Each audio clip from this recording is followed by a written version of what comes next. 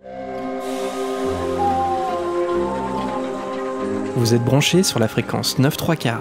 Le podcast Harry Potter, chapitre par chapitre.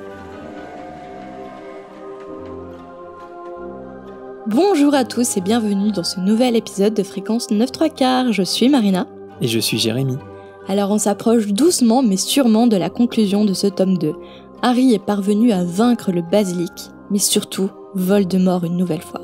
En effet, Voldemort qui s'est avéré être le mystérieux héritier de Serpentard, revenu grâce à son journal intime.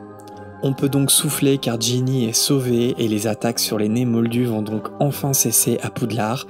Pour ajouter à la liste des bonnes nouvelles, dans quelques heures, les victimes pétrifiées pourront revenir à la vie.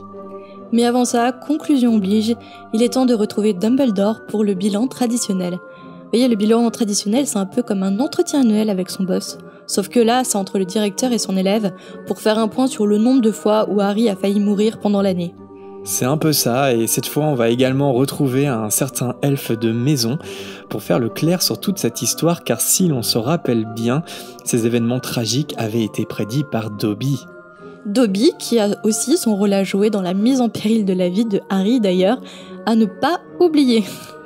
Tout à fait, mais le plus important c'est que la fin soit heureuse, et ça va faire du bien après de nombreux chapitres à l'ambiance lugubre. La fin de notre podcast, elle aussi, sera heureuse, car comme d'habitude, on retrouvera quelques-uns de vos hiboux dans la volière, mais avant ça, place donc au dernier chapitre de la Chambre des Secrets. Harry Potter et la Chambre des Secrets. Chapitre 18. La récompense de Dobby. L'arrivée du groupe dans le bureau provoque un grand silence. Et c'est Madame Weasley qui le rompt en se jetant, suivie de son mari, sur leur fille, Ginny. Fumsec, Louis, bondit sur l'épaule de Dumbledore qui se tient près de la cheminée, le regard rayonnant aux côtés de McGonagall. Madame Weasley, après avoir étreint les deux garçons, leur demande comment ils ont bien pu faire pour sauver Ginny, approuvée par McGonagall. Harry s'approche du bureau et dépose ses armes, le chapeau magique, l'épée incrustée et les restes du journal. Pendant un quart d'heure, Harry leur raconte son aventure, une aventure que tout jeune de 12 ans a déjà vécue dans sa vie. Attendez, qui n'a pas déjà retrouvé pétrifié un de ses amis ? Moi je peux te dire que rue Berbizet, à Dijon, j'en ai vu des gens pétrifiés. Un soir aussi, en rentrant, j'ai même suivi des araignées, et je suis tombée sur une araignée géante dans les bois de Cîteaux. Les Bourguignons me comprendront. Rue Berbizet. Les Dijonnais comprendront les gens pétrifiés à Berbizet, je pense. C'est vrai que déjà à 12 ans, il en a vécu des pas mal, Harry, hein. Même s'il n'est pas bourguignon. Mais bon, après le récit de Harry qui est quand même plus trépidant que le mien, McGonagall ne perd pas le nord. Bien entendu, elle demande à Harry comment est-ce qu'il a bien pu s'en sortir vivant, mais en passant, elle relève quand même qu'il a enfreint à peu près tous les articles du règlement. Harry raconte l'arrivée de Fumsec et l'aide précieuse apportée par l'oiseau qui lui a lancé le chapeau, et aussi l'apparition de l'épée. Mais pour protéger Ginny, Harry a jusqu'à présent évité de parler du journal, de peur de provoquer son expulsion de l'école. Après tout, le journal a perdu ses pouvoirs et donc il va être compliqué de prouver l'implication de Voldemort. L'instinct de Harry le pousse à regarder vers Dumbledore, et ce dernier vient à son secours. C'est lui qui annonce la vérité sur la possession par Voldemort de Ginny. Vérité folle, puisqu'il est censé se cacher dans les forêts d'Albanie. Dumbledore inspecte le journal et ne manque pas de souligner que Voldemort a sans doute été l'élève le plus brillant de Poudlard.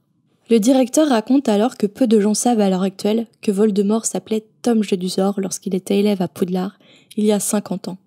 Après avoir quitté le collège, Tom a voyagé loin géographiquement, mais aussi loin dans les ténèbres après avoir fréquenté les pires sorciers et pratiqué les pires expériences.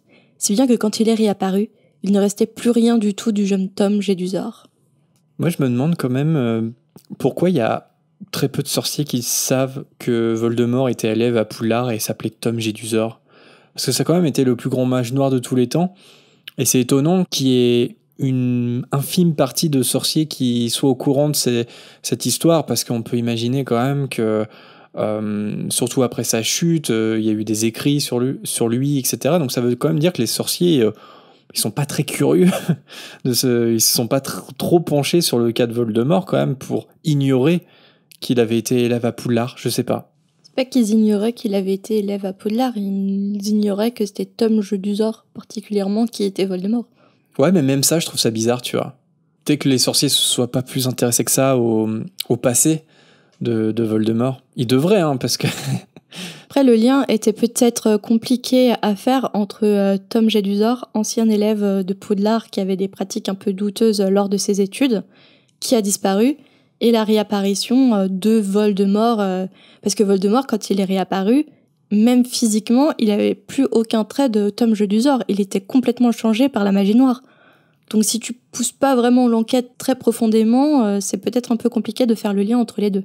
Le très beau Tom Jedusor, très séduisant, et Voldemort qui est un peu que l'ombre de lui-même physiquement. Ouais, la différence entre les deux, elle est énorme, c'est sûr.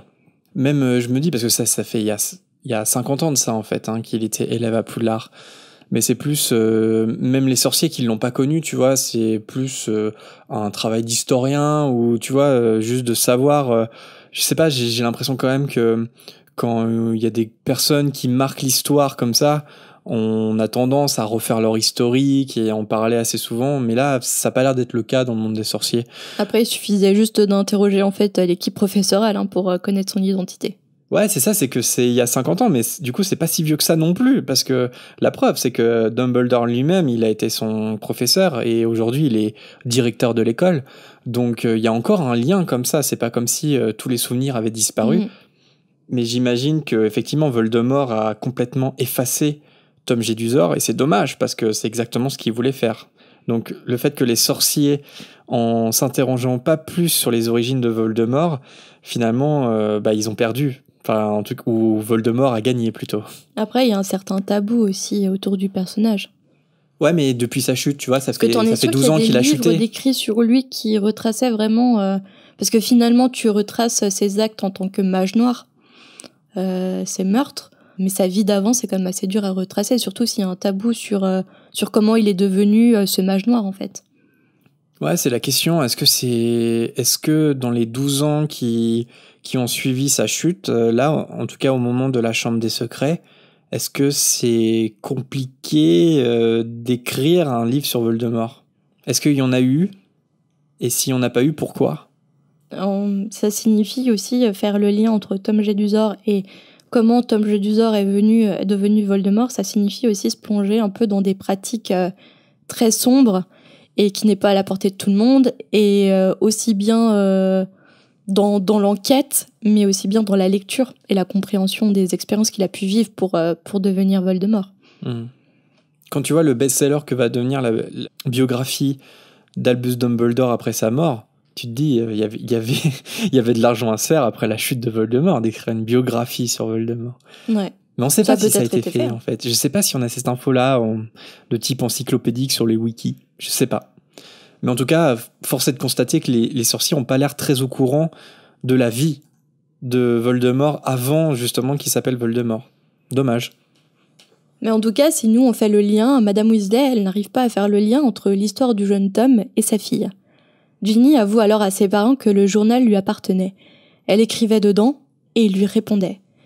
Et à ce moment-là, j'adore la répartie de Monsieur Weasley. « Qu'est-ce que je t'ai toujours dit, de ne jamais te fier à quelque chose capable d'agir et de penser tout seul si tu ne vois pas où se trouve son cerveau. » Ça revient à ce qu'on a dit, sur les dangers, tu sais, d'Internet, tout ça. Il a complètement raison. Je trouve la formulation tellement étrange. De pas savoir et de ne pas voir où se trouve son cerveau, je trouve ça assez... Enfin, ça m'a fait rigoler, en fait, à la relecture. Je n'avais jamais fait attention. Après, c'est bizarre comme phrase, mais en même temps, il a raison, et puis je pense que c'est surtout parce du fait de son travail, tu vois, qui travaille au service de détournement des objets magiques, donc en fait, je pense que c'est quelque chose, une espèce de rhétorique comme ça de son travail, il faut jamais faire confiance à quelque chose dont tu peux pas voir le cerveau, c'est peut-être un des apprentissages, tu vois, qu'il a pu avoir durant sa carrière, c'est que si tu vois pas le cerveau, attention, quoi, ça peut être dangereux, c'est son travail de tous les jours. Et en plus de ça, quand tu as ton enfant qui est apeuré par une expérience traumatisante, qu'est-ce que tu fais ? Tu lui reproches. Tu lui reproches les choses. Tu lui reproches de ne pas leur avoir dit. Et tu lui reproches de ne pas s'être douté que cet objet bizarre recelait forcément de la magie noire. Et évidemment, les reproches de Monsieur Weasley provoquent de nouveaux sanglots chez Ginny. La pauvre a seulement trouvé le journal dans les affaires données par sa mère, et elle pensait tout simplement que c'était un oubli. Heureusement, Dumbledore vient à son secours en rappelant que des sorciers bien plus âgés et bien plus avisés que la jeune fille ont été aveuglés par Voldemort. De plus, après cette expérience traumatisante, Ginny doit aller voir Madame Pomfrey qui est en train d'administrer les filtres de Mandragore aux victimes. Il rassure tout le monde en précisant que Ginny n'encourt aucune sanction. Enfin, il ne reste plus que Harry et Ron dans le bureau.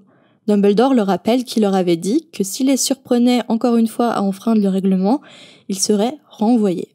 Mais, et je pense que ça un jour j'utiliserai ça dans ma vie de tous les jours, mais il ajoute que même les meilleurs d'entre nous peuvent être amenés à se contredire. Ça va arriver souvent. Je trouve que ça, c'est une phrase à sortir en société. Elle est très bien. Non, il ne va pas les renvoyer. Il va même les récompenser avec pour tous les deux une récompense spéciale pour service rendu à l'école et avec 200 points chacun. Et voilà, les 200 points. Et Dumbledore se tourne alors vers une personne qu'on a pratiquement tous oubliée. Réfléchissez. On a parlé de plusieurs personnages, les Weasley, Ron, Ginny, Harry, même Fumsec, McGonagall. Mais en fait, même moi, à la relecture du chapitre, j'avais complètement oublié ce pauvre Gilderoy. C'est ça qui est très drôle, parce que quand Dumbledore mentionne Gilderoy qui est au fond de la salle, le lecteur, il l'a oublié aussi. C'est, oui. C'est drôle. Et même après ta 10e relecture, tu l'as à nouveau oublié. Le pauvre est dans un coin de la pièce, le sourire dans le vague. Ron avoue alors à Dumbledore qu'il a eu un petit accident dans la chambre. Gilderoy a voulu lui jeter un sort avec sa baguette cassée et du coup le sort s'est retourné contre lui et ça a provoqué une petite amnésie pour ce cher Gilderoy Lockhart qui ne se souvient même plus qu'il est professeur. Et il avoue lui-même que, mon Dieu, il devait être terriblement mauvais en professeur. Il est redevenu meilleur quelque part parce qu'il a du recul sur lui-même. Après, je me dis, Harry, il a quand même évacué pas mal de points de son histoire quand même. Il a quand même pas précisé qu'ils avaient fracassé un prof de l'école. Oui. C'est grave parce qu'à 12 ans, ça leur paraît déjà normal. Tout ce qui se passe dans la chambre des secrets et ses tunnels reste dans la chambre des secrets et ses tunnels. Dumbledore demande alors à Ron d'emmener ce bon vieux Lockhart à l'infirmerie. Et c'est alors que Harry et le directeur se retrouvent en tête-à-tête. Dumbledore commence par remercier Harry. En effet, sans sa loyauté envers lui, Fumsec ne serait jamais venu à son secours. Quand la conversation dérive sur Jedusor, Harry avoue à Dumbledore que Jedusor lui a dit qu'ils étaient semblables. Il lui parle alors de l'hésitation du Choixpeau à l'envoyer à Serpentard. C'est alors que l'on apprend que lorsque Voldemort a essayé de tuer Harry, il lui a transmis malgré lui certains de ses pouvoirs, comme par exemple la capacité de parler fourche longue. Alors en effet, Harry a des qualités qui relèvent de la maison de Serpentard, comme l'ingéniosité, la détermination, le dédain pour le règlement et la faculté de parler fourche longue. Mais malgré tout, le Choixpeau l'a envoyé à Gryffondor. Et pourquoi ? Parce que, je cite, « Ce sont nos choix, Harry, qui montrent ce que nous sommes, beaucoup plus que nos aptitudes. » De plus, il a la preuve qu'il appartient vraiment à Gryffondor. Dumbledore donne à Harry l'épée. En l'examinant de plus près, Harry aperçoit alors une inscription. Godric Gryffondor. L'épée qu'il a entre les mains appartenait au fondateur de la maison Gryffondor. Dumbledore souligne que seul un véritable Gryffondor pouvait trouver cette épée magique. Un long silence s'installe. Là, cette phrase de Dumbledore, elle est importante. Et c'est bien, d'ailleurs, dans le film, c'est assez fidèle à ce moment-là. Et parce que ça reflète bien toute la philosophie de Dumbledore qui sera en fil rouge tout au long de la saga, que les choix sont importants et qu'il n'y a pas réellement de déterminisme dans le monde de la magie. Et ça, je le dis parce que c'est vrai qu'on reçoit souvent des théories ou des questions, des réflexions pour nous dire je sais pas, par exemple, je prends le cas de Voldemort, est-ce que Voldemort, il est pas né méchant, par exemple? Et je pense que non, parce que ça, c'est vraiment important dans la saga, c'est que le choix est extrêmement important et tout ce que Harry va faire dans la saga, c'est un voyage initiatique où il va faire des choix, en fait. Et c'est vrai que c'est assez fort de relire ce passage parce que ça envisage, ça prédit, en fait, toute l'aventure qui attend le trio, en fait. Ça prédit, mais c'est ce moment-là qui a formé aussi la personnalité de Harry. Je pense qu'il repense souvent à cette phrase parce que toute son aventure, toute son épopée au cours de la saga se ramène à cette phrase, en fait, et à l'application de cette citation de Dumbledore. Il doit y penser quand quand ils hésitent à aller au département des mystères, par exemple, dans l'ordre du Phénix, il doit y penser quand il doit choisir entre les Horcruxes et les reliques de la mort. Ouais, il doit y penser. Toute une question de choix et pas d'aptitude dans cette saga. C'est pour ça que j'ai cité l'exemple de Voldemort, mais c'est vrai que c'est une théorie. Moi, c'est vrai que j'ai un avis assez tranché dessus. Je pense pas que le fait que Voldemort, le fait qu'il soit né sans amour, je pense pas que ça ait eu un quelconque déterminisme sur le mage noir qu'il est devenu. Ça rentre en compte, c'est sûr, mais ça n'explique pas le fait qu'il soit devenu Voldemort. C'est une circonstance aggravante, on va dire. Voilà, exactement. Et il faut souvent repenser à cette phrase de Dumbledore pour peut-être comprendre la saga de J.K. Rowling, mais aussi, enfin, je sais pas, moi, dans ma vie, des fois, tous les jours, j'y pense. C'est bête à dire. Je pense souvent à Dumbledore, des fois, genre, qu'est-ce que dirait Dumbledore? Mais c'est vrai. Dumbledore finit par prendre une plume et une bouteille d'encre. Et oui, il faut libérer Hagrid d'Azkaban, mais aussi rédiger une nouvelle annonce pour trouver encore un nouveau professeur des forces contre les forces du mal. Quant à Harry, lui, il a besoin de manger et de dormir. Alors que Harry s'apprête à sortir, la porte s'ouvre violemment et rebondit sur le mur. La personne qui a ouvert violemment la porte n'est nul autre que Lucius Malfoy, qui a l'air furieux. À ses pieds se trouve Dobby, qui lui est complètement terrifié. Lucius est venu vérifier que Dumbledore est bien revenu malgré la suspension du conseil d'administration. Dumbledore lui explique calmement que tous les membres du conseil lui ont écrit en fait pour lui demander de revenir après avoir appris pour les lèvres enlevées. Sans oublier que certains d'entre eux ont révélé que Lucius les aurait menacés si jamais il n'approuvait pas sa suspension. Alors pour répondre aux questions de Lucius, Dumbledore lui explique que le coupable a bien été capturé et qu'il s'agit à nouveau de Lord Voldemort qui a agi grâce à un journal. Et à la vue de l'objet, Dobby fait des gestes discrets en pointant son maître et le journal. Dumbledore, en fixant Lucius droit dans les yeux, lui dit que les conséquences auraient été désastreuses si jamais le journal n'avait pas été trouvé, notamment pour l'honneur de la famille Weasley. Harry, qui finit par comprendre les gestes que fait Dobby, demande alors à Lucius s'il sait comment Ginny a pu entrer en possession du journal. Évidemment, Lucius lui répond qu'il n'a aucune idée de comment, je cite, « cette petite idiote » s'y est prise pour le trouver. Là, je me suis dit, d'accord, t'as le plus grand sorcier du monde qui te regarde droit dans les yeux en t'expliquant ce qui s'est passé, et toi, tu nommes la victime de toute cette histoire une petite idiote. Et c'est quand même un homme qui est capable d'agresser verbalement et peut-être a envie d'agresser physiquement un enfant de 11 ans et 12 ans quand même dans la saga. Ouais. Donc petite idiote, c'est dans la logique du personnage. Puis je me dis, mais il fait rien pour vraiment réussir sa couverture, Lucius, quoi. Je veux dire, il est grugé de base, tu vois. C'est-à-dire, il essaie même pas de faire profil bas, il l'insulte de petite idiote, alors quoi. Il apprend que c'est une jeune fille de 11 ans qui a été victime de Lord Voldemort. Il essaie même pas de faire semblant, quoi. Harry réplique à Lucius que c'est lui qui a donné le journal à Ginny le jour de leur rencontre à Fleury et Butt. Évidemment, Lucius lui rétorque qu'il n'a aucune preuve.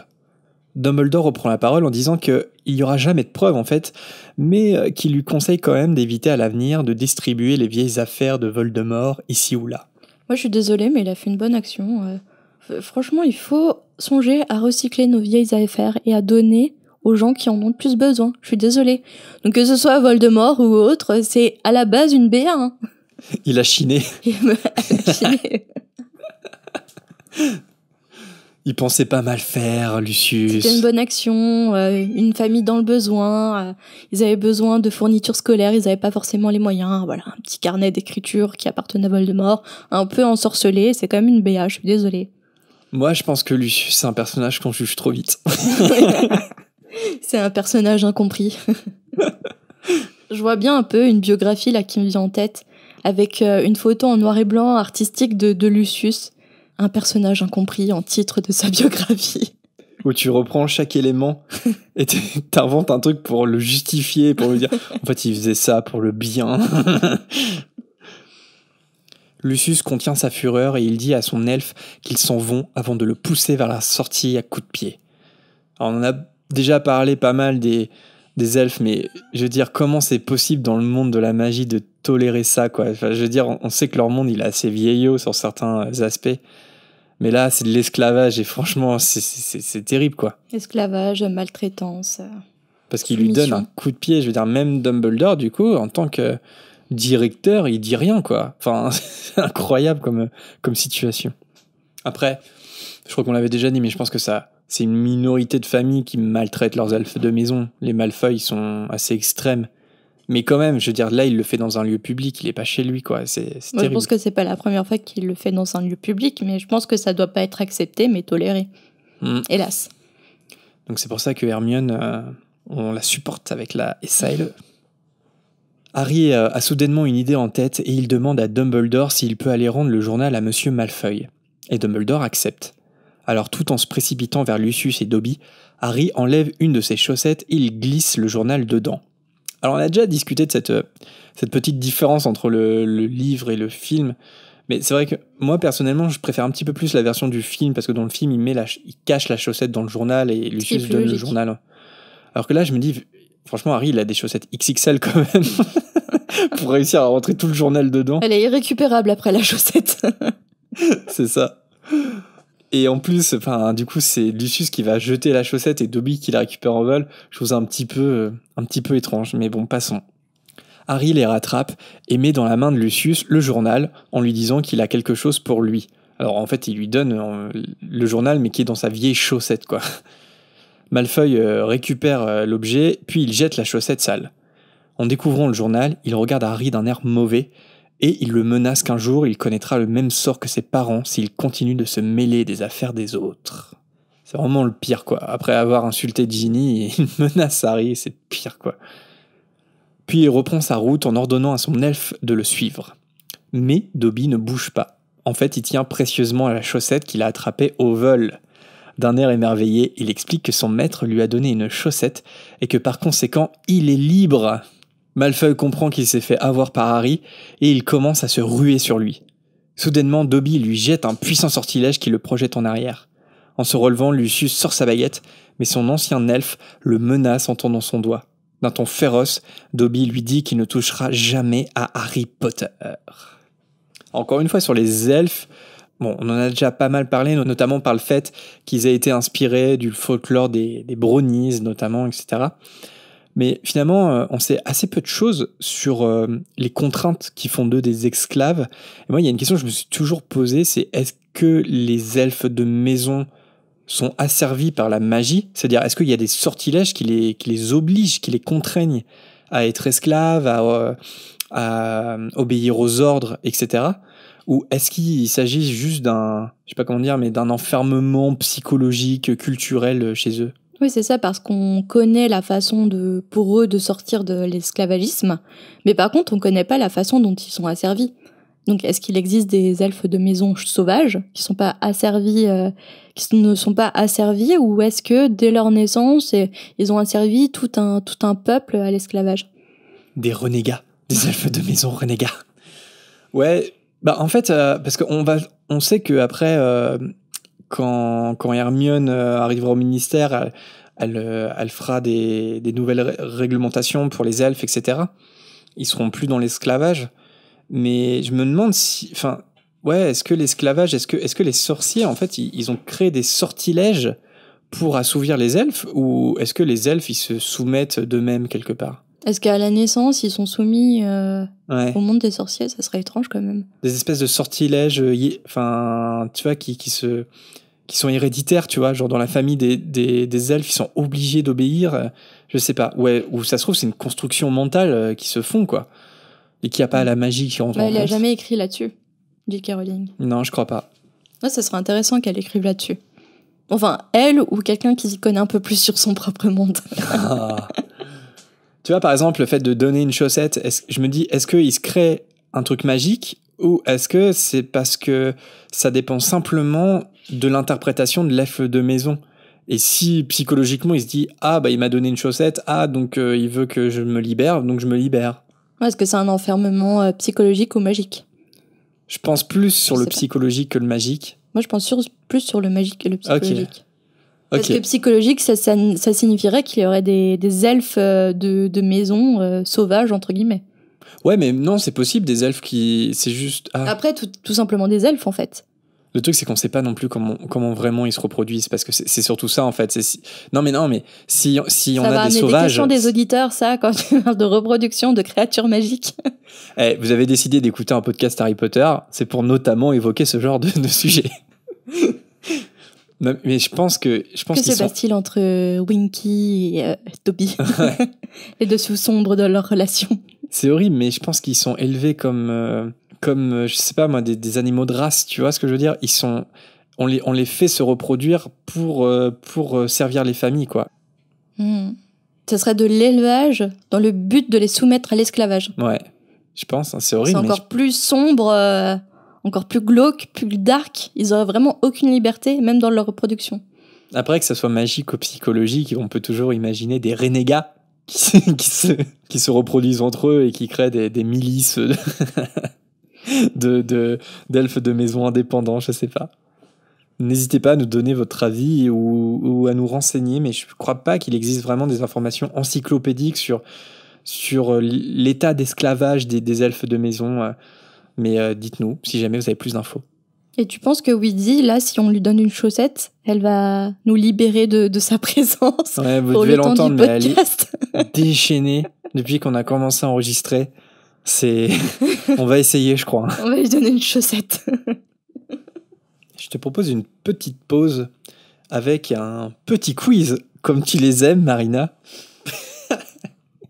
On a reçu un message, j'ai oublié le nom malheureusement, mais qui nous disait « Ah, j'aime bien les petits quiz comme ça pendant le chapitre, ça fait respirer. » Donc voilà, moi je ne fais qu'écouter la volonté des auditeurs. Et c'était la même personne qui racontait que son copain lui demandait de mettre sur pause le temps qu'il réfléchisse et qu'il puisse répondre, non? Ça m'a fait rire. Peut-être. En tout cas, juste sur les elfes de maison, une petite pause. Est-ce que tu peux me lister le nom des elfes de maison dont tu te souviens dans Harry Potter? Je te rassure, il n'y en a pas des masses. Hein, ah non, vraiment. Mais tu me connais, j'ai une mauvaise mémoire. Mais c'est pour ça que c'est drôle. Tu peux commencer par un qui est extrêmement évident, qu'on a cité Dobby. Dobby, ouais. Winky, oui. Créature, oui. Et je pense qu'il y en a un dernier, mais je suis sûr que tu l'as plus. Il apparaît quand? Il apparaît dans Le Prince de Sang-Mêlé. Oh, c'est... Elle apparaît dans Le Prince de Sang-Mêlé. C'est pas l'elfe qui ramasse tous les vêtements tricotés par... Ah non, c'est pas ça. Non. Ça, c'est Dobby qui le fait. Oui, c'est Dobby, ouais. Parce que les autres, ils ont trop peur. Tous les vêtements tricotés par Hermione. C'est dans le 5, c'est lors du Phénix. Elle pense qu'elle est en train de libérer tous les elfes de Poudlard. Ça aurait été une scène drôle à intégrer au film. Ouais. Non, je sais pas. En fait, je pense que c'est un petit point de l'histoire du Prince de Sang-Mêlé que t'as oublié parce que ça fait quelque temps que tu l'as pas relu. Ah, l'elfe de Barty... Bah non, c'est Winky. Non, ça c'est Winky et tu l'as cité. En fait, dans le précédent épisode, tu te souvenais plus de son maître. Oui, mais oui, les Gant, l'elfe des Gant. Non. Ah non, ils ont pas d'elfe. Non, je suis en train d'imaginer des elfes. C'est lié au quiz que j'avais fait sur les Horcruxes. Tu te souvenais plus forcément de la provenance du médaillon et de la coupe de Poufsouffle. Qui en était la propriétaire? L'elfe des fondateurs? Non, mais tu l'auras pas. Non. Tu te souvenais plus de Hepzibah Smith. Tu sais, c'est cette sorcière, c'est cette collectionneuse, et c'est Voldemort, lui a volé la coupe et le médaillon. Et en fait, là où il y a un lien avec les Gones, c'est qu'il a manipulé la mémoire, enfin, il a fait un sortilège sur la mémoire de l'elfe de maison. Ah oui! Pour l'accuser de son meurtre. Enfin, en gros, que l'elfe s'accuse elle-même de l'avoir empoisonné, alors que c'est complètement faux. Et il a fait la même chose avec sa famille, avec les Gunt. Et cet elfe de maison s'appelle Hawkeye. Mais oui, Hawkeye. J'avais oublié, mais même si je me souvenais de la présence d'un elfe, j'aurais complètement oublié son nom. Sinon, il y a un autre nom qu'on a, mais enfin là... je veux dire, personne ne s'en rappelle forcément, mais c'est un petit détail qui est assez rigolo. C'est un elfe qui s'appelle Timmy Trotters. Et c'est pas dans les livres, mais en fait, c'est un elfe qui a gagné le championnat de danse pour elfe en 1926. Et en fait, son nom apparaît en couverture du New York Ghost, un des éléments de décor du premier volet des Animaux Fantastiques.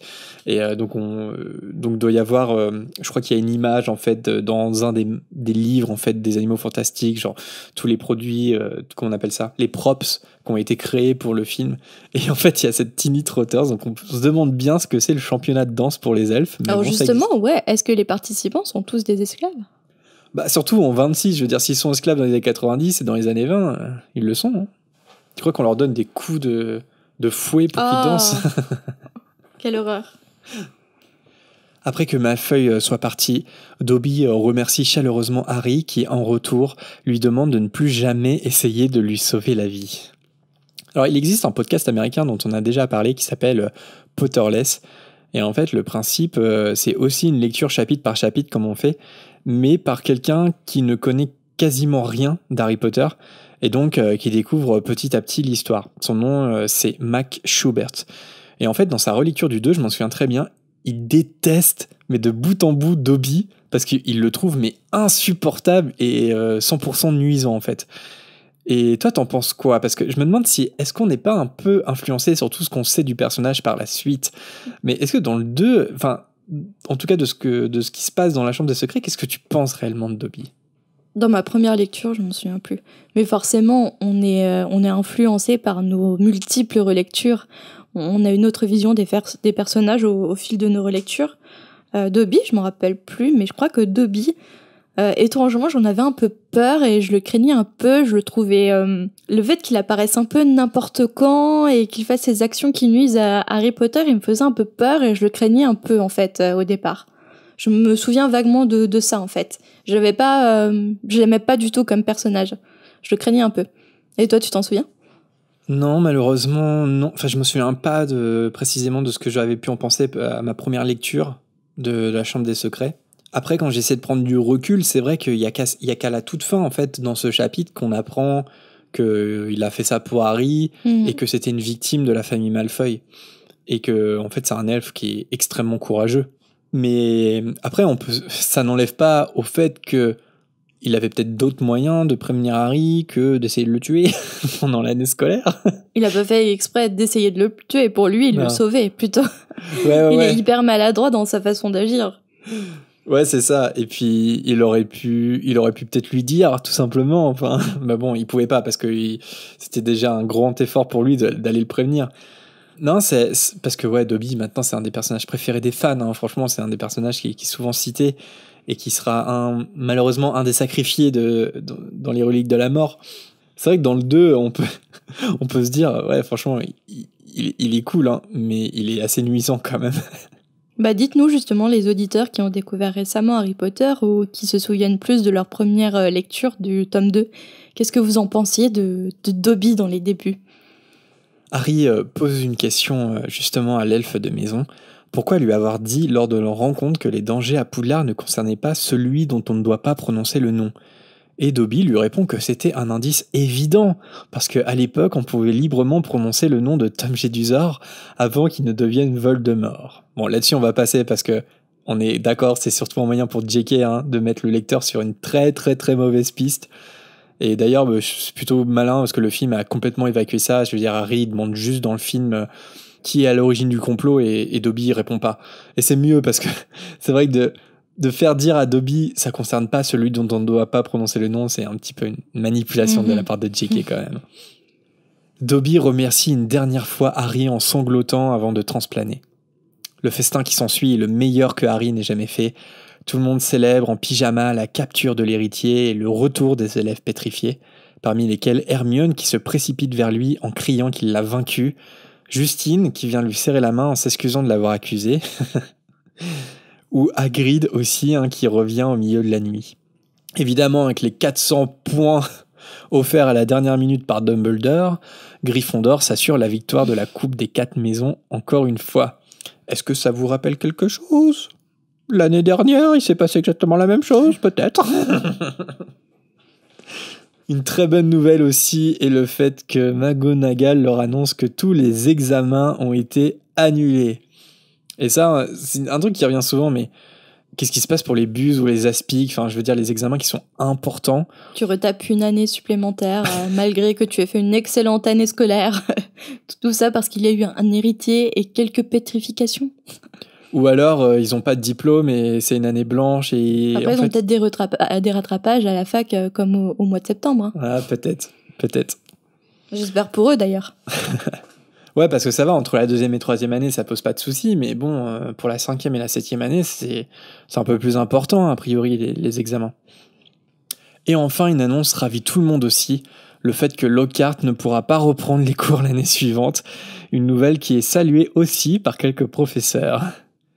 Une fois le trimestre terminé, il est temps de prendre le Poudlard Express pour retourner chez soi pour les vacances d'été. Harry, Ron, Hermione, Fred, George et Ginny partagent le même compartiment et le voyage se déroule dans la bonne humeur. Avant d'arriver à King's Cross, Harry se rappelle soudainement de quelque chose. Il demande à Ginny qu'est-ce qu'elle a vu précisément en surprenant Percy l'autre jour. Avec un sourire, Ginny explique qu'elle l'a vu avec sa petite amie Pénélope d'Auclair. Ils se sont écrits en fait pendant tout l'été dernier et elle les a surpris lors d'un de leurs rendez-vous secrets dans le château pendant qu'ils s'embrassaient.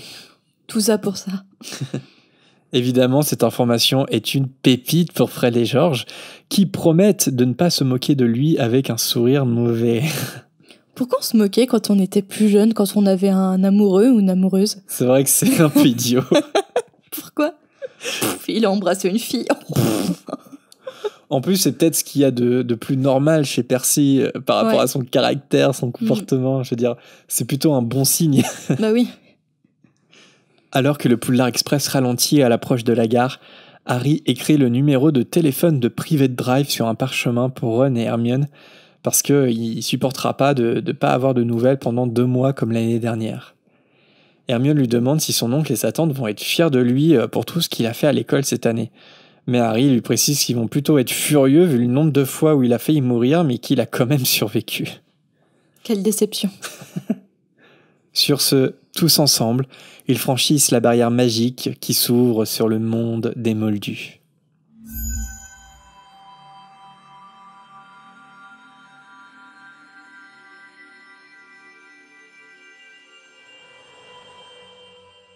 Alors ça y est, on est arrivé au renommage du dernier chapitre de la Chambre des Secrets. Alors comment as-tu renommé ce dernier chapitre, où je dis beaucoup chapitre? Bah c'est très, y a aucune blague, rien, c'est très premier degré. Harry Potter et la Chambre des Secrets, chapitre 18, Happy End. Parce que c'est vraiment, tout est joyeux, il y a que des bonnes nouvelles. Avec Happy dans le rôle d'Happy. Avec Dobby dans le rôle de Dobby. On dirait aussi la fin d'un film de Noël, justement. Tu vois, tout va bien. Wouh.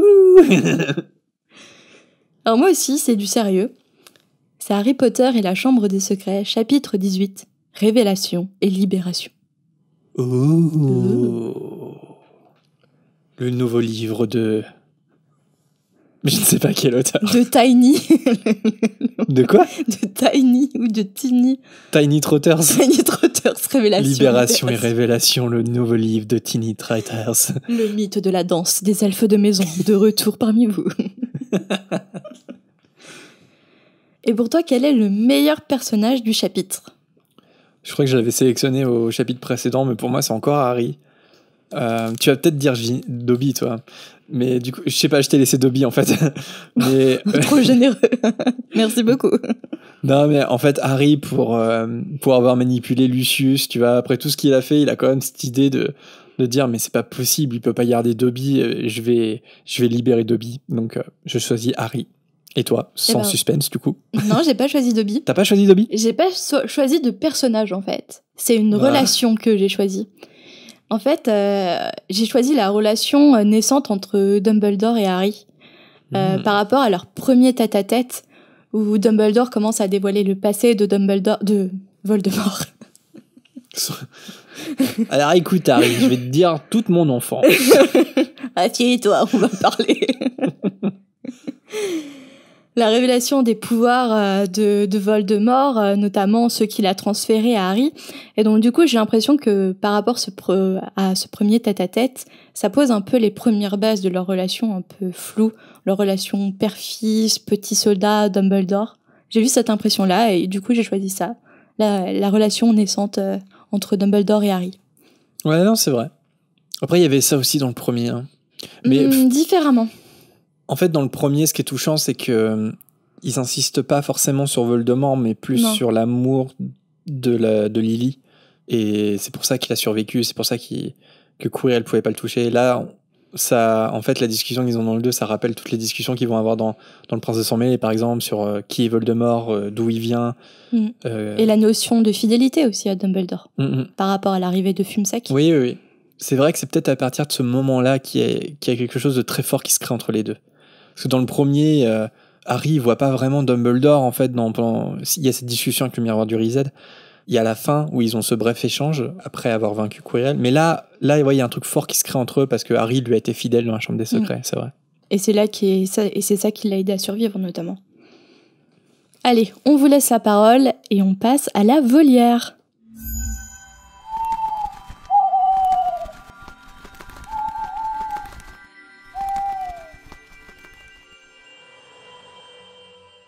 Et on commence avec un premier hibou sonore, celui de Jonathan. Bonjour Marina et Jérémy, c'est Jonathan. Avant tout, je voulais vous remercier pour votre super travail. J'avais une petite question dans le deuxième livre, le chapitre L'avertissement. Percy retire 5 points à Gryffondor après avoir croisé Harry, Ron et Hermione à la sortie des toilettes de Mimi Géniard. Pourtant, dans le livre 5, l'Ordre du Phénix, dans le chapitre Le pire souvenir de Rogue, on apprend que les préfets ne peuvent pas retirer de points, mais que la brigade inquisitoriale peut le faire. Donc voilà, je voulais savoir si d'après vous c'était une simple incohérence de J.K. ou si Percy cherchait simplement à se donner un peu trop d'importance. Merci, bonne soirée, à bientôt. Merci beaucoup Jonathan pour ton hibou sonore. Pour répondre à ta question, selon moi il n'y a aucune incohérence parce que dans l'Ordre du Phénix, dans le chapitre en question, en fait on apprend que Malfoy ne peut pas enlever des points à Ron et Hermione parce qu'ils sont eux-mêmes préfets. C'est-à-dire qu'en fait ce qu'on apprend c'est que les préfets ne peuvent pas s'enlever des points entre eux, mais par contre les préfets peuvent tout à fait enlever des points aux autres élèves.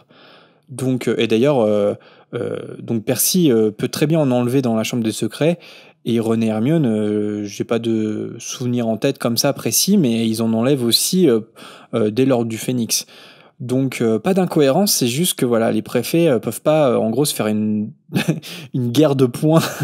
Je t'enlève 2 points. Non, moi je t'enlève 3. Moi je t'enlève 4. C'est-à-dire comme ça peut éviter les conflits entre préfets. Tout simplement. Et nous passons au hibou de Nathalie. Coucou la fréquence, j'ai une petite question. Dans Harry Potter 4, pourquoi les champions ne font pas Accio œuf d'or?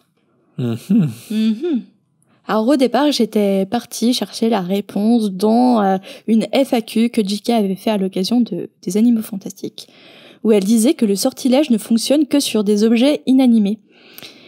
Et que J.K., à l'occasion de ces FAQ, a précisé que l'on pouvait déplacer des personnes ou des créatures en faisant un Accio sur ce qui les porte ou les tienne. Je sais pas pourquoi, j'ai cherché ça, mais en fait c'est absolument faux. Ce qu'elle a dit, c'est une fausse excuse, et merci à la Gazette du Sorcier pour m'avoir ouvert les yeux. En fait, j'ai failli me faire avoir par l'autrice en personne. Elle a déclaré ça lors d'une FAQ lorsque les fans se demandaient pourquoi Newt il a pu faire un Accio Nifleur. Ah oui. Et en fait, elle avait sorti cette explication. Mais en fait, quand tu relis, en réalité, par exemple, lorsque Harry apprend avec Hermione le sortilège Accio pour la première tâche, il est précisé qu'il s'entraîne avec des livres, mais aussi Trevor, le crapaud de Neville. Par exemple, lorsque Ted Tonks est en fuite dans les reliques de la mort, il utilise un Accio pour pêcher des saumons. Donc en fait, elle se contredisait elle-même, et en fait, il était tout à fait possible pour Newt de faire un Accio Nifleur dans les Animaux Fantastiques. Elle a créé une sorte d'incohérence elle-même par la pression des fans, en fait. Il y a un article de la Gazette du Sorcier sur ça. Et bon, du coup, après, finalement, avec tout ça, ça répond pas à ta question. Mais pour le Axio œuf d'or, en fait, c'est une règle tacite. Je pense que les champions ne peuvent pas utiliser l'Axio pour l'œuf, et en fait, ils doivent utiliser une autre stratégie pour parvenir à leur fin. Ce qui est logique, sinon il y aurait pas de tâche. Ouais, je pense. Et puis on peut imaginer aussi un contre-sortilège pour éviter que un champion tente l'affaire. Mais je pense qu'il y a forcément quelque chose, parce que sinon c'est beaucoup trop simple. Mais oui. Il suffit de... Il n'y a pas de tâche en réalité. Voilà, il suffit que le dragon s'éloigne un peu, tu fais Axio. Donc je pense qu'il faut être un peu plus inventif que ça, surtout que Harry, c'est un sortilège qu'il maîtrise déjà, même s'il est en 4e année. Le seul détail que je rajouterais, mais... il le maîtrise déjà, il a dû quand même bien s'entraîner avec Hermione pour le lancer parfaitement pour la première tâche. Pour son balai, oui. Est-ce qu'il fait un gros Axio pour son balai? On peut se demander pourquoi il en fait pas un petit pour l'œuf. Mais après, juste l'info, mais c'est pas vraiment une info, c'est juste un détail pour complémenter la discussion, mais en fait, il y a aucun champion qui est au courant pour les œufs.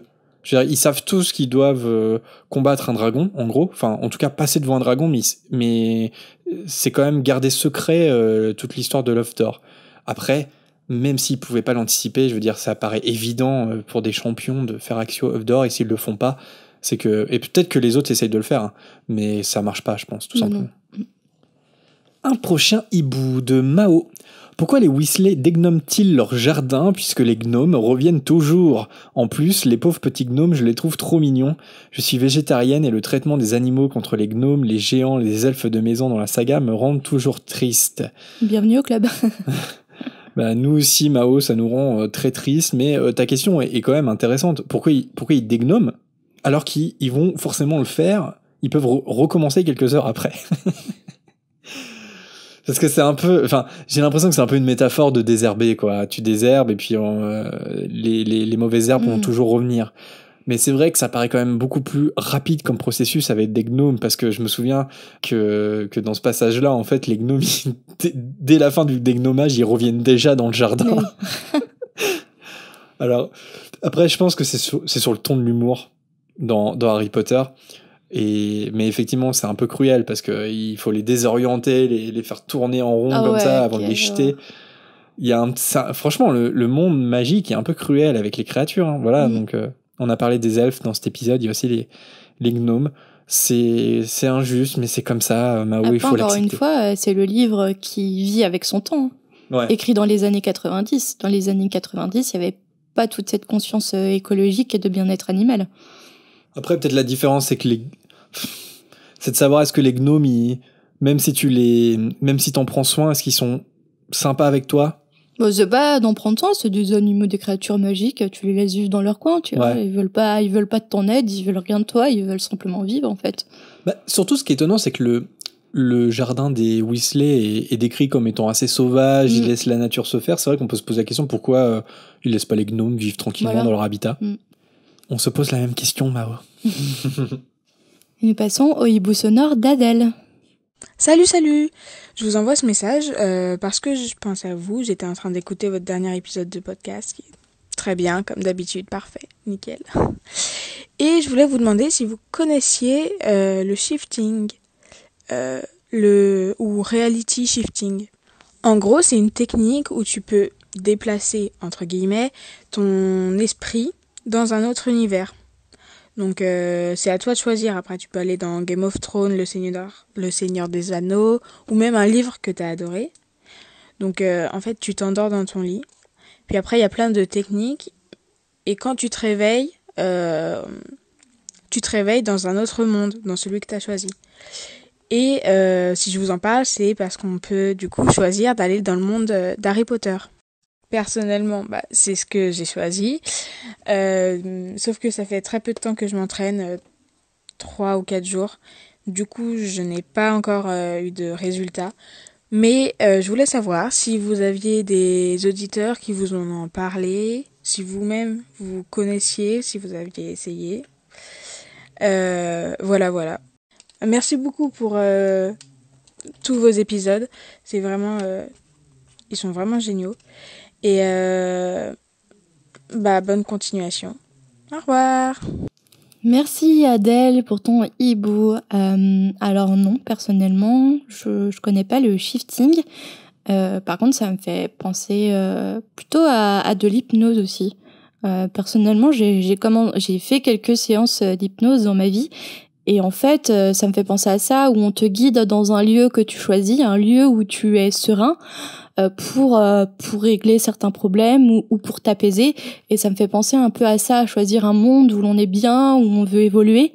Et en fait, utiliser notre imagination pour nous guider dans ce monde et s'endormir dans ce monde-là. Ça me fait penser un peu à l'hypnose guidée, en fait, ce que j'ai vécu en séance. Sauf que c'était pas un monde, mais un lieu à imaginer. Et si tu devais imaginer un lieu dans Harry Potter, ça serait lequel? Où tu pourrais t'endormir?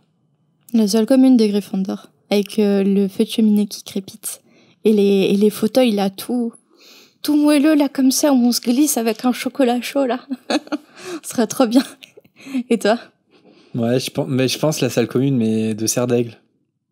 Mais on en sait moins de choses, c'est vrai, parce qu'elle est moins représentée. Mais ouais, j'aimerais bien la salle commune de Serre d'Aigle. Avec un bon petit livre, là, vers le feu de cheminée, ça doit être trop agréable.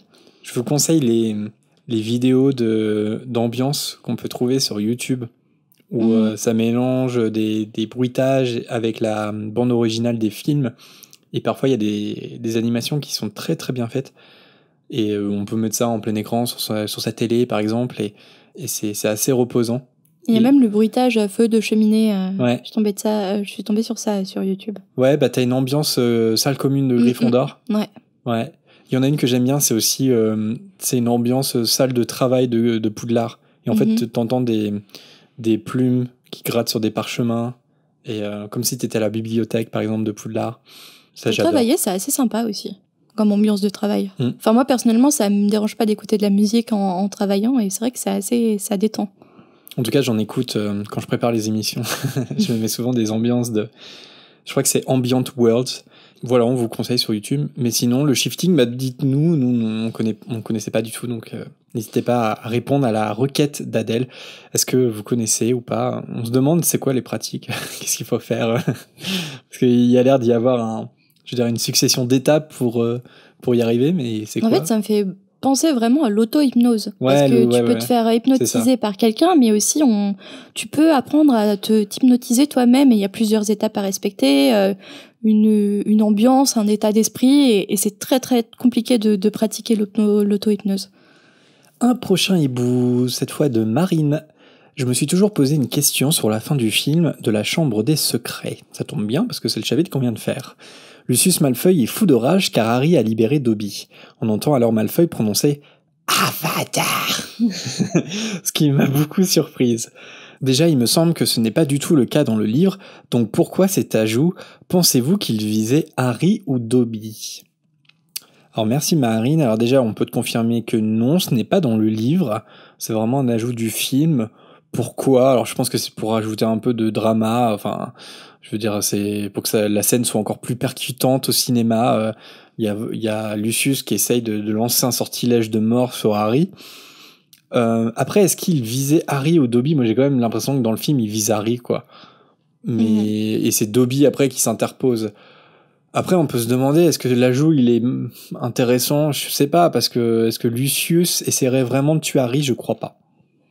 Parce qu'il est lâche, Malfoy. Il préfère utiliser un journal intime pour introduire Voldemort et faire des ravages dans Poudlard que d'agir par lui-même et avec ses anciens compagnons. Ouais, je pense aussi. Parce qu'il est dit dans le chapitre que une fois qu'il est projeté par Dobby, il se relève et il commence à sortir sa baguette. Mais je pense pas que ça soit pour jeter un sortilège de mort, honnêtement, quoi. Il a pas le cran pour ça. Donc, moi, j'aime pas trop cet ajout du film, et puis avec cet effet dramatique. Avatar! mais bon, c'était pour le rendre vraiment encore plus méchant, je pense, Lucius dans le film. Et je pense qu'il vise Harry, pour toutes les raisons qu'on a dites avant.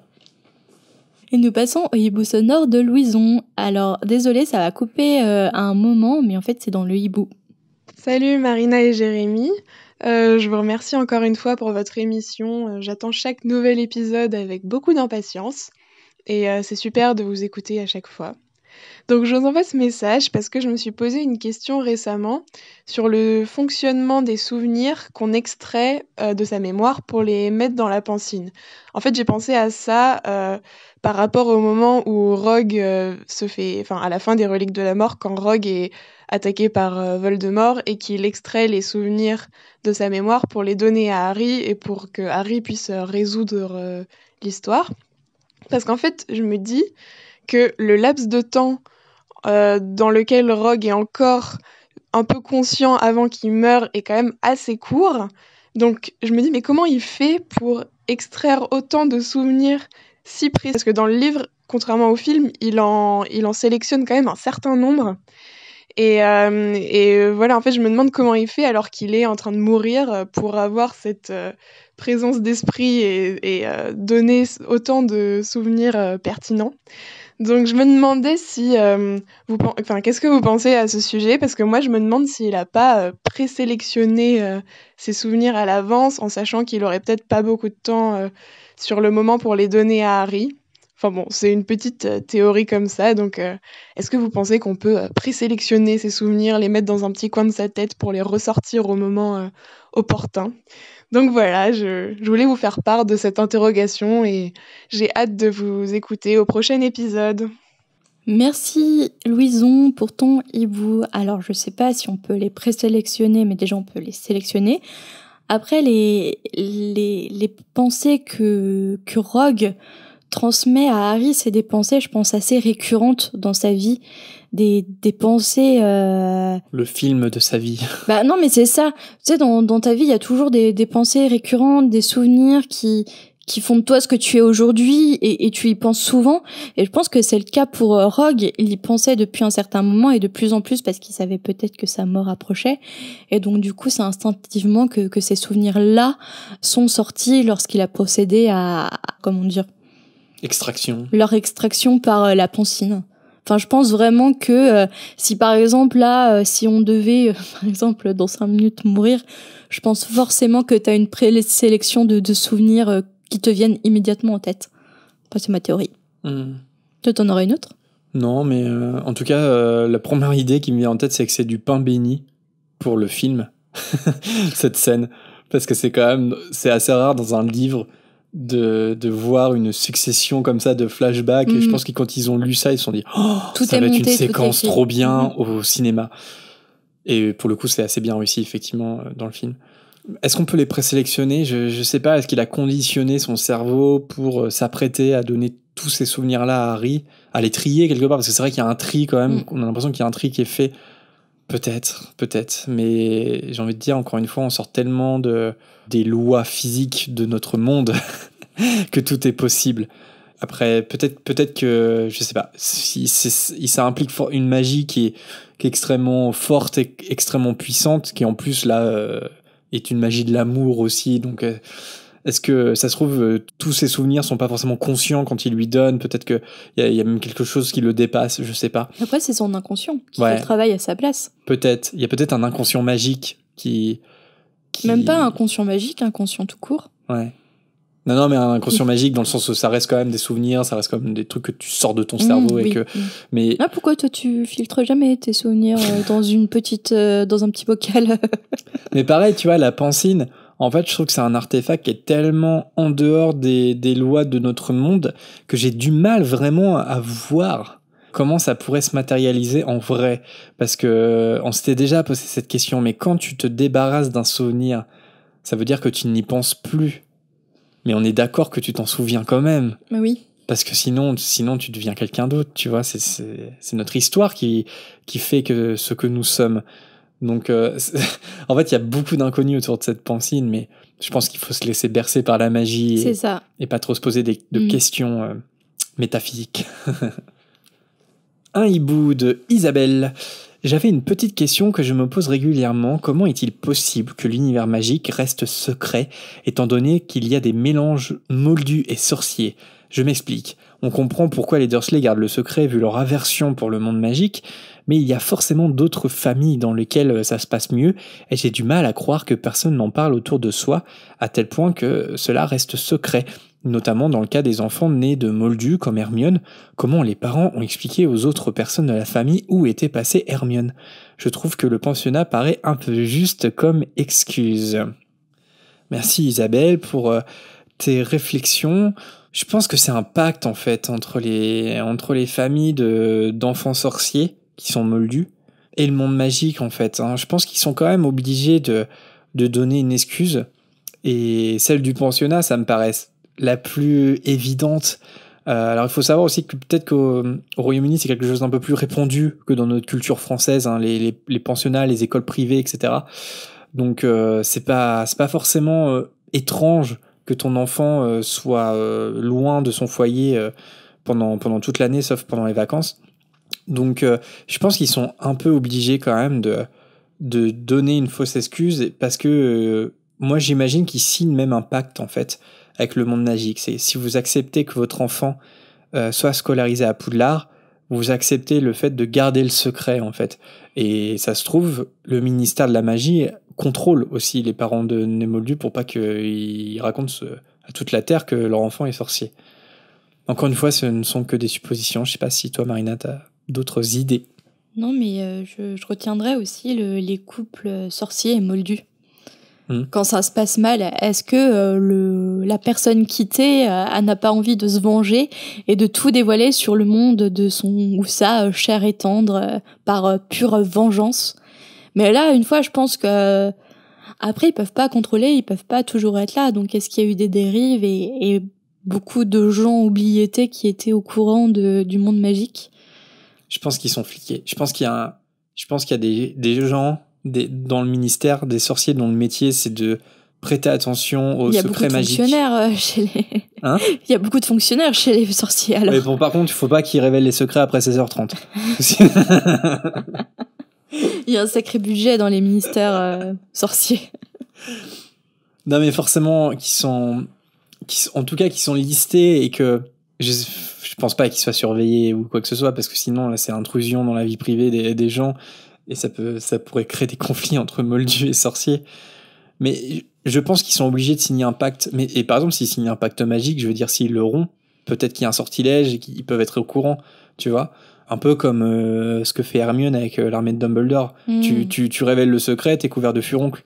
Ouais. Tu vois, bon, pas forcément... C'est peut-être une sanction, en fait, qui est attachée au secret. Si comme tu le dévoiles. Trace, tu vois, la trace, tu fais de la magie, pouf, le ministère est au courant. Je pense que si tu révèles le secret, pouf, le ministère est au courant. J'imagine un truc comme ça, mais dites-nous si vous avez d'autres théories. Et nous passons au hibou de Anaïs. J'aurai une question à laquelle vous pourrez sûrement répondre, mais qui est le directeur de Poudlard quand les enfants du Golden Trio arrivent à l'école? Alors en fait, lors de la scolarité des enfants de Ron, Hermione et Harry, c'est Minerva McGonagall qui est la directrice. Elle a conservé son poste après la bataille de Poudlard.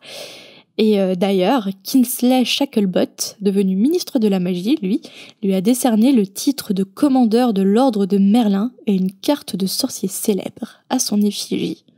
D'ailleurs, je voudrais un spin-off sur Kingsley Shacklebolt. J'adore ce personnage. Il apparaît très peu, mais en plus j'adore l'acteur qui l'incarne au cinéma, et j'aimerais tellement voir une série ou un film sur la vie de Kingsley Shacklebolt. Dumbledore's got style. Ouais, alors si vous dites, mais c'est bizarre, McGonagall, 19 ans après, elle est toujours directrice de Poudlard, et pourtant on la voit dans les flashbacks des Animaux Fantastiques qui se passent déjà dans les années 20, mais quel âge a-t-elle? Eh bien c'est un mystère. Allez, un nouveau hibou sonore, celui de Ginny. Bonjour la fréquence, j'espère que vous allez bien. J'avais quelques petites questions. La première, c'est pourquoi les élèves de première année à Poudlard semblent-ils si surpris par l'arrivée des fantômes lors du repas?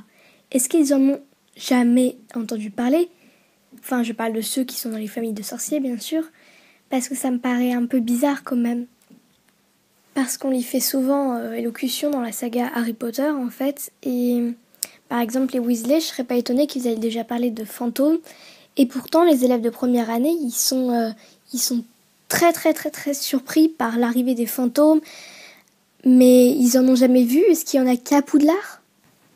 Ma deuxième question, c'était est-ce que les portraits prennent vie dès que le peintre commence à les peindre, ou est-ce qu'il faut attendre que le tableau soit terminé?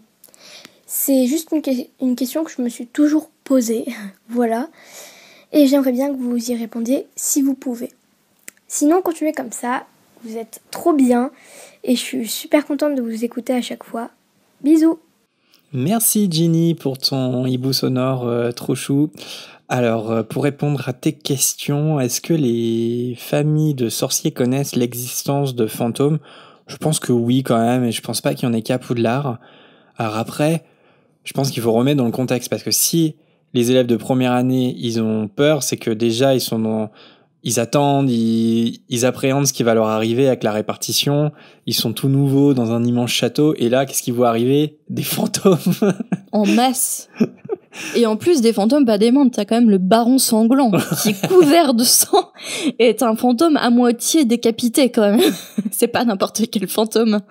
Donc même si tu es un enfant issu d'une famille de sorciers et que tu connais l'existence des fantômes, même si t'en as pas forcément vu, je pense que tu restes impressionné par cette apparition soudaine. Ça peut surprendre. Ouais. Et encore plus si t'es un émoldu et que tu savais même pas que les fantômes existaient.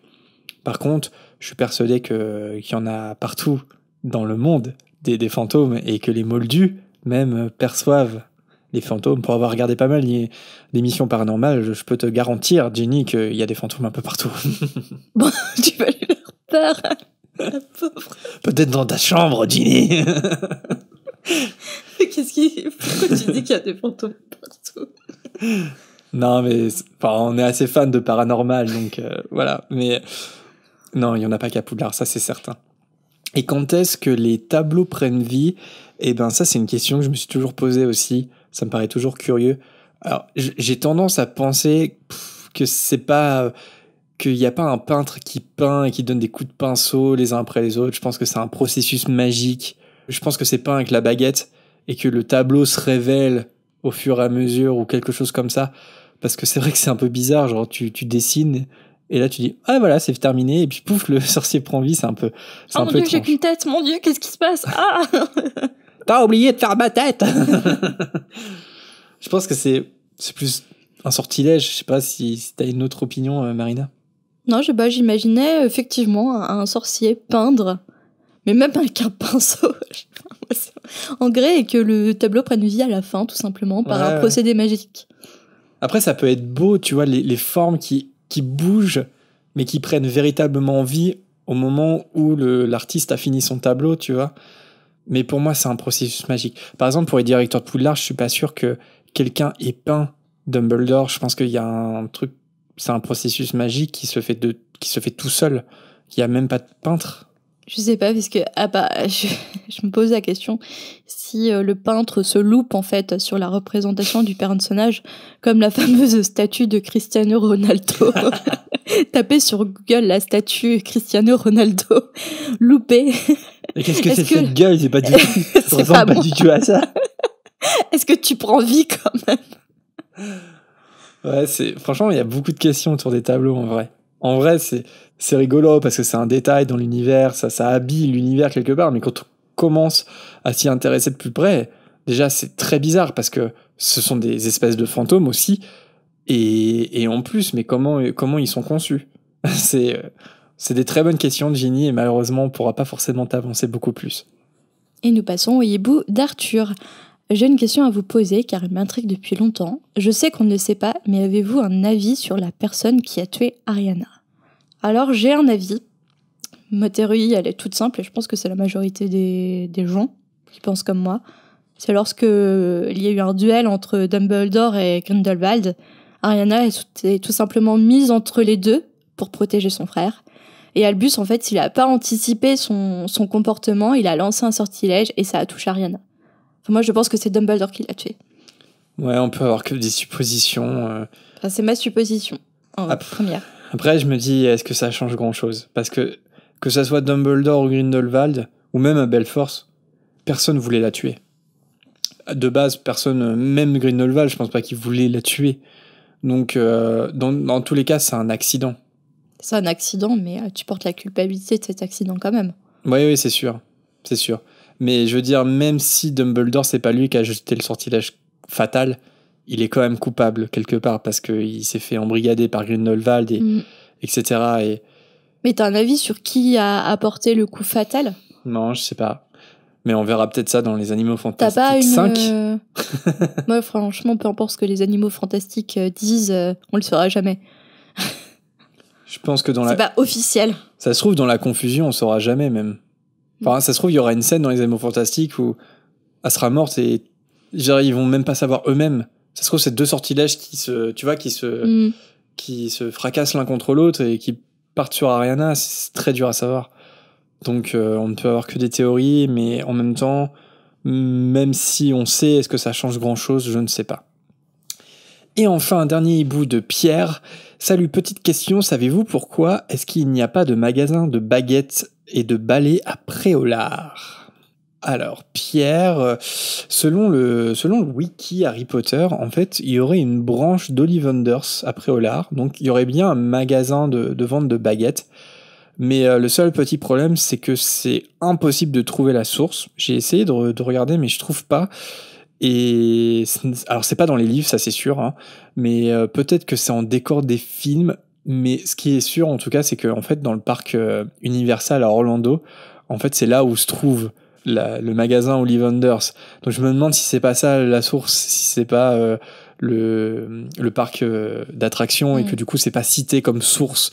Mais par contre, ça apparaît bien dans le wiki. Donc, peut-être qu'il y est dans l'univers, mais beaucoup de questions à propos de ça. Et sinon, pour les balais, peut-être aussi, parce qu'on connaît assez peu de boutiques au final.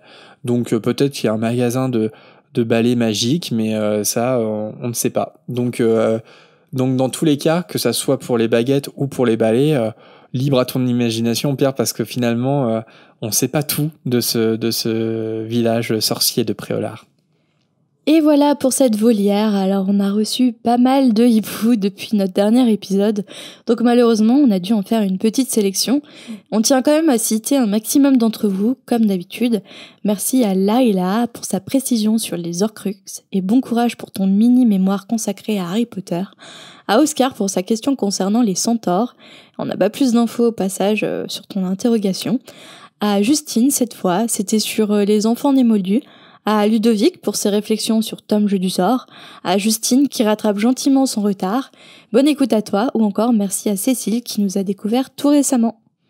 On pense aussi à Louise, à Evelyne pour ses réflexions concernant la cape d'invisibilité, à Ambroise pour son renommage de chapitre, à Clément et sa copine qui nous écoutent ensemble, coucou à vous deux, à May qui a réalisé un joli dessin de Bellatrix en nous écoutant, à Camille ou Norbert le Dragon, son surnom, qui a rattrapé nos épisodes en un temps record. Bravo à toi.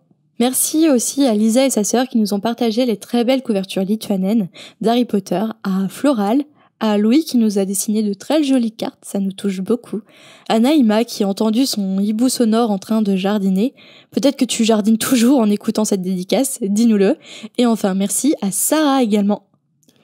Vous citer, échanger avec vous, c'est quelque chose de très important pour nous. Donc si vous souhaitez nous poser une question pour la volière ou simplement nous faire signe et sortir de l'ombre, n'hésitez pas à nous envoyer un petit hibou. Vous pouvez le faire par mail ou en message privé sur nos réseaux moldus, à savoir Facebook, Twitter ou Instagram. Les liens sont tous disponibles en description. Pour les plus téméraires, vous pouvez également nous envoyer un hibou sonore, comme l'ont fait Jonathan, Adèle, Louison et Ginny sur cet épisode. Ça fait toujours plaisir d'entendre vos voix et c'est là qu'on se rend compte qu'on est écouté par de vraies personnes qui ont une voix tout comme nous. Ça peut paraître un peu bizarre dit comme ça, mais c'est vrai. Si vous aimez notre podcast, n'hésitez pas à nous laisser un commentaire pour ceux qui nous écoutent sur l'appli Apple ou sur Podcast Addict. Sinon, pour dialoguer avec nous et d'autres auditeurs, on a également un groupe privé sur Facebook où l'ambiance est Potterhead évidemment et surtout chaleureuse. On vous y accueillera avec beaucoup de joie. Pour ceux qui le veulent et qui le peuvent, il y a également la possibilité de nous soutenir sur Tipeee avec des petits dons. D'ailleurs, si vous nous suivez sur les réseaux, vous avez sûrement vu qu'on organise une loterie spéciale Noël avec en cadeau un exemplaire de l'École des sorciers illustré par Mina Lima. Alors pour participer, c'est très simple, il faut simplement nous tiper à partir du rang joueur de Quidditch entre novembre et jusqu'au 12 décembre. Ne perdez pas de temps, on annoncera le gagnant le dimanche 13 décembre. Sur notre Tipeee, on propose ponctuellement des petits lots ou des distributions spéciales comme celle-ci. Après, l'objectif en fil rouge, on va dire, c'est surtout de pallier aux frais de notre podcast, c'est-à-dire l'achat de nos micros et l'hébergement de nos épisodes. Et notre projet, ça serait d'investir dans du matériel un peu plus poussé, c'est-à-dire une console de mixage avec des micros adaptés pour, roulement de tambour, accueillir des invités. Parce que tu en as marre d'être en tête-à-tête avec moi à chaque fois. Mais non, c'est pas ça, on en a déjà parlé. Et oui, effectivement, c'est une idée que l'on a, c'est d'inviter à distance des auditeurs de temps en temps ou d'autres invités spéciaux. Mais pour le faire dans des meilleures conditions possibles, on aimerait un meilleur matériel. C'est pourquoi votre aide nous est précieuse. Donc n'hésitez pas à aller jeter un coup d'œil sur nos réseaux pour les détails de ce petit concours de Noël et sur notre page Tipeee pour nous soutenir. Tous les portes au loin sont en description une nouvelle fois. D'ailleurs, comme c'est la tradition, on cite avec beaucoup de plaisir les tipeurs au moment de notre enregistrement. Un grand merci à Caro, Coralie, Lucie, Miss Bookin, Manon, Alexandre, Delphine, Cyanide, Cécile, Calmarobo, Louison, Mademoiselle Or, Yonde, Larine Poncien, Clara, Mathilde, Marion, Aurélien, Adrien et Carly. Merci beaucoup à vous tous. Autre annonce, cette fois c'est une exclue parce qu'au moment où on enregistre, du moins on n'a pas encore communiqué dessus. Mais le samedi suivant la sortie de cet épisode, c'est-à-dire le 12 décembre, on va organiser un apéro Potterhead en live sur notre page Facebook normalement. Ça va être l'occasion d'échanger avec vous, de faire des mini-jeux Harry Potter, le tout dans une petite ambiance de Noël, donc préparez les chocolats chauds et le plaid. Même chose, restez bien connectés sur nos réseaux pour être sûr de ne rien manquer. C'est un plaisir de conclure ce second tome et on a très hâte de débuter notre lecture du prisonnier d'Azkaban. Ça sera comme prévu le 19 décembre avec le premier chapitre donc qui s'intitule Hibou Express. Merci de nous écouter et à très bientôt. Merci à tous, à très vite.